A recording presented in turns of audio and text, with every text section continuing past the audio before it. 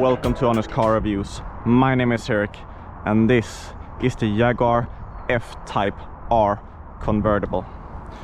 This will not only be a review of the F-Type R, it will also be a hurrah to the V8, the supercharged 5-liter V8 that powers this Jaguar F-Type R and a lot of other JLA products such as the F-Pace SVR, the previous Range Rover Sport and others. The F-Type R is the big daddy, the maxed out F-Type.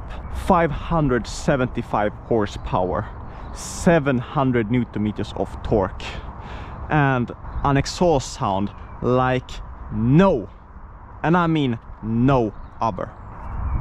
Gone is the V6 and instead we have the base P300 turbocharged 4-cylinder, the detuned supercharged V8 with 450 horsepower, the P450, and this F-Type R. So there's no SVR anymore, it's just called R. This is the facelift, which meant that Jaguar streamlined the front. The front lights are now thinner, sits lower down, and it has actually changed the front quite a lot. I think it has made it more elegant, but in the same time less distinct. It is definitely a British design, and in some ways it takes me to the Aston Martins. It has a touch of that, but in the JLA bodysuit. And you can see here we have a spoiler, so this comes as standard. You can also opt out the F-Type with an optional fixed spoiler, and I think that would look even better, a bit more aggressive in the rear. And the rear almost looks as good, if not better, than the front. To house those 305s in the rear and the 265 in the front, they are Pirelli P0, and how they put down the traction I'll of course talk when we drive this on a twisty road. The base price of the R is around 1,800,000 Swedish kroner, which is around 150,000–160,000 euros. That is expensive, however you put it. And it's a cabriolet, which brings it close to, of course, the Porsche 911 Targa cabriolet. Unfortunately, it seems that the F-Type falls a bit flat. It's not as exact, it's more towards the GT philosophy, but it's still a sports car and a damn good one. Let's check out the rear luggage space. And this is a cabriolet, which means that the roof, so to say, needs to go somewhere. The placement of the battery is back here, easily accessed, but it does mean that the usable storage in here is less than expected. And to get some grocery bags here works, but since you have just a little tub here, it's fairly unusable. A few cabin bags, but that's about it. Underpinnings has been changed just slightly for the facelift. I would say that unless you drive the SVR, the previous SVR with the R, you would have a very difficult time to notice the changes. But we'll get into the car.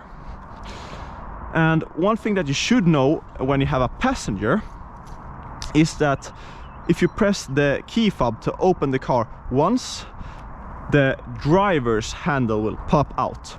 But to open the passenger door handle, you have to press the button twice.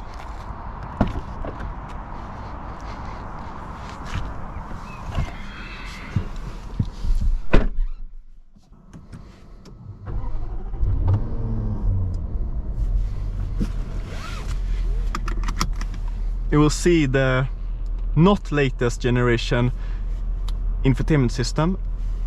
It is actually fairly usable, believe it or not. The things that you use are in front of you. Your media, the phone that you're connected with, the navigation, and to go into settings, you have quick buttons underneath here. Settings, you're there, but it's fairly slow.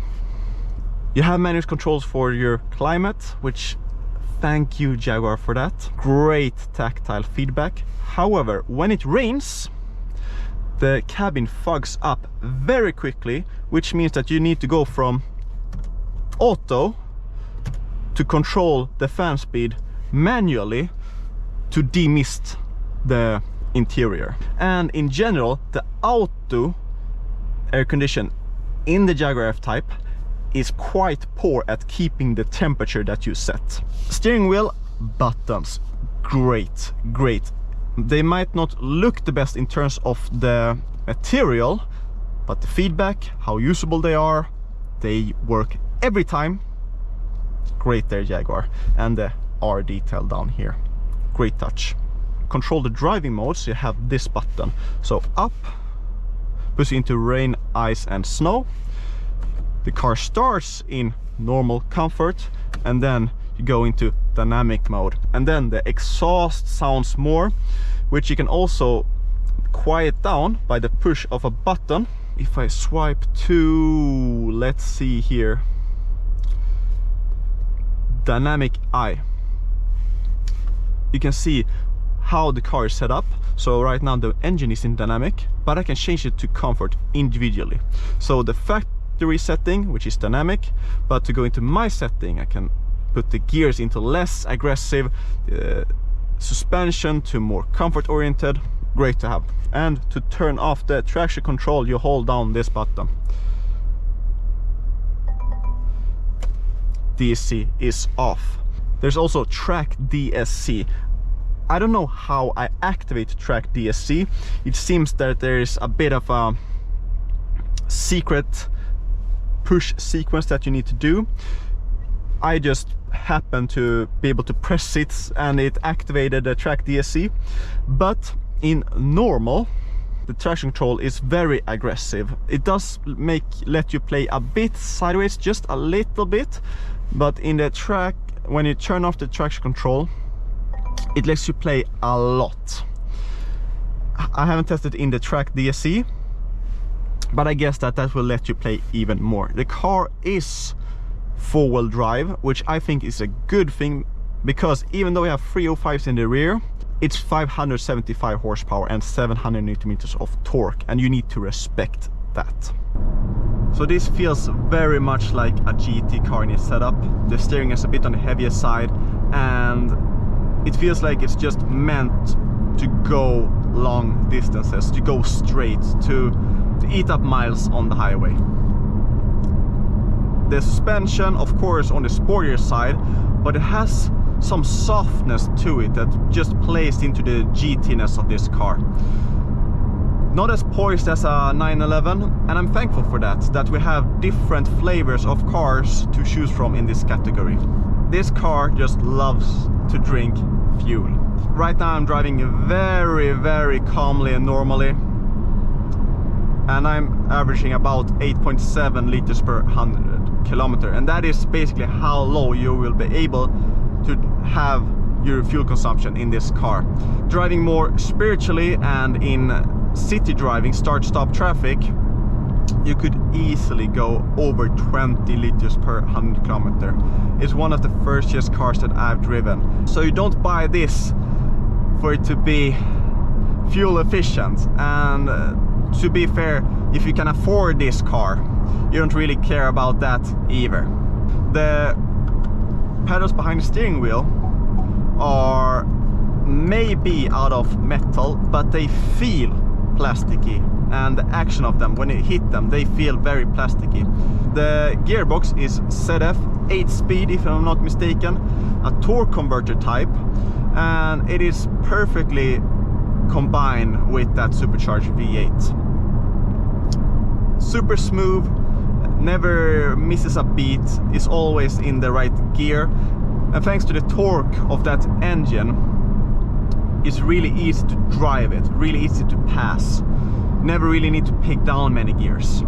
driving like this, and especially driving in tunnels, there's a lot of sound that gets into the cabin. I think that a fabric roof looks much worse than a metal folding roof, but it does weigh less, so there's some advantages that Jaguar has taken into account, and I should respect them for that. But this car is meant to be driven with the roof down, which I'll do when I go into the winding B road and let that engine sing for you. I hope that you will be able to hear what I'm saying and there's not too much wind noise. Well, manual controls, and you hear some cracks from the exhaust. Especially with the gear shifts. This sounds just incredible. There's basically no other car currently on sale that sounds as raucous as this F-Type R does. This car feels at its best at 7 temps, maybe 8 temps. It's there when it's the most amount of charm to this car, where the steering loads up nicely in your hands. You can feel the body roll just slightly. Once you go over that limit, you feel that this is set up a bit old school, that the lean becomes just a bit too much to be ultra precise in how you drive this car, but it definitely talks back to you. And even at half throttle, this exhaust just mwah, chef's kiss. I'll probably never experience something even close to this level of rawness in terms of sound. So even though this is a very expensive car that's might feel a bit like a dinosaur compared to the competition such as the Porsche 911, you can't deny that this car invokes emotion in a way that not many others can do. How do I finalize the F-Type R?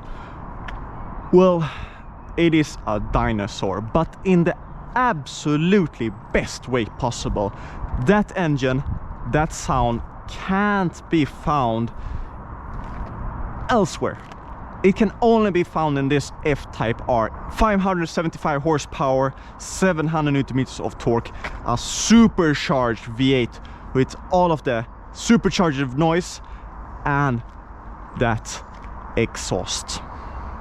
I'm absolutely delighted to have been able to drive the F-Type R, to show me that there's more than just numbers, and this can absolutely make you fall in love and make you experience all the right feelings that you want when you drive a sports car of this caliber.